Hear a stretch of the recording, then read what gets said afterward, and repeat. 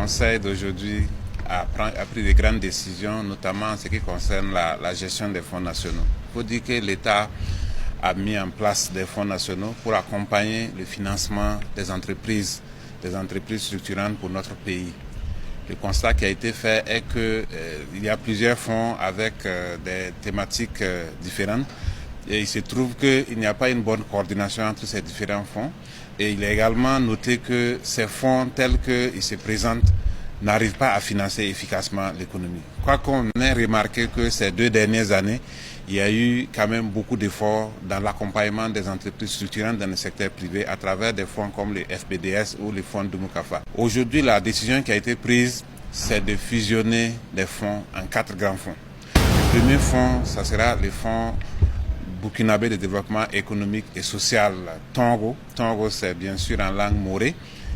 Et ces fonds vont regrouper les FBDS actuels, les fonds Faso Kounawili, les fonds Dumoukafa, les fonds de développement culturel et touristique, les fonds nationaux pour le soutien aux travailleurs déflatés et retraités.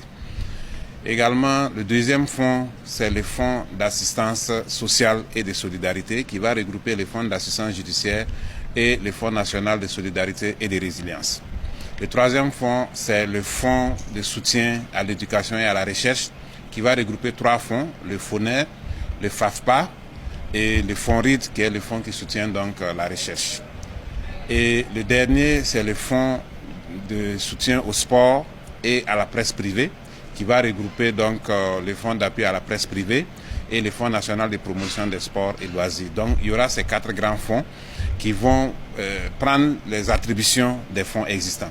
Il faut préciser que, étant donné qu'il y avait des fonds qui prenaient en charge des matières données, nous allons créer des guichets dans les nouveaux fonds pour continuer à prendre en charge ces matières, de sorte à ce que quand vous prenez un fonds comme le fonds d'appui aux activités rémunératrices des femmes, qu'il y ait un guichet dédié pour permettre donc de financer toujours les activités rémunératrices des femmes. Il y a des fonds qui étaient dédiés aux jeunes, il y aura des guichets dédiés pour ces fonds. Il y a des fonds qui étaient dédiés à l'agriculture comme le fonds Dumoukafa, qui était dédié au développement de la chaîne de valeur agricole. Il y aura un guichet pour cela. Alors, il y a un fonds particulier qui est le fonds d'appui, le fonds national de soutien donc aux travailleurs déflatés et retraités. Il faut dire que pour ce fonds, ce qui se passait, c'est que les travailleurs déflatés avaient des taux préférentiels. Donc, des instructions claires ont été données pour que, quels que soient les guichets où les travailleurs déflatés et retraités se présentent, qu'ils puissent continuer toujours de bénéficier du même traitement préférentiel. Donc cela va permettre à ces retraités d'avoir d'ailleurs beaucoup plus de possibilités, parce qu'avant ils n'avaient qu'un seul fonds où ils pouvaient s'adresser, mais maintenant ils pourraient s'adresser à tous les fonds, mais bien sûr aux mêmes conditions qu'ils avaient avant. Ces grandes décisions qui ont été prises vont permettre une meilleure gestion des fonds et une mutualisation de tous les services administratifs.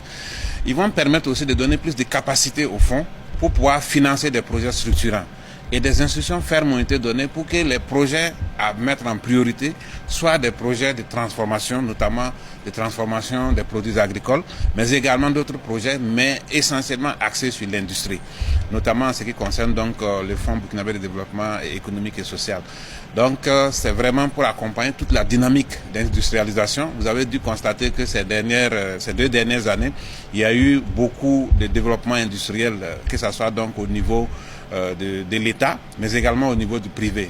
Quand on prend entre 2024 et 2025, le FBDS a injecté plus de 11 milliards pour 10 grandes industries qui ont été accompagnées et qui aujourd'hui arrivent à créer beaucoup d'emplois, à créer de la valeur et à faire en sorte que nous puissions même produire donc sur place des biens que nous importions avant, donc permettre donc de maintenir nos devises sur place. C'est une dynamique qui est lancée, qui est irréversible. Et les nouveaux fonds, qui vont être des fonds un peu plus forts, vont pouvoir accompagner cette dynamique pour permettre le développement donc, du secteur privé à travers les industries que l'État va accompagner et bien sûr à travers aussi des actions que l'État lui-même va mener sur le terrain. En ce qui concerne donc les fonds fusionnés, quand on parle de fusion, il y a nécessairement les questions des carrières des agents qui se posent. Aujourd'hui, tous les fonds ont soit du personnel recruté, des contractuels, ou du personnel mis à disposition par l'État, donc des structures étatiques. Ce qui va se passer, c'est que l'instruction est claire, tous les emplois seront préservés. Maintenant, nous allons essayer de voir comment optimiser de sorte à ce que les travailleurs puissent se retrouver dans les fonds où ils peuvent apporter le plus. Et s'il y a la nécessité de déployer certains dans d'autres structures de l'État, ça pourra se faire de sorte à ce qu'aucun travailleur ne perde son emploi, mais que les fonds puissent être gérés de façon efficace.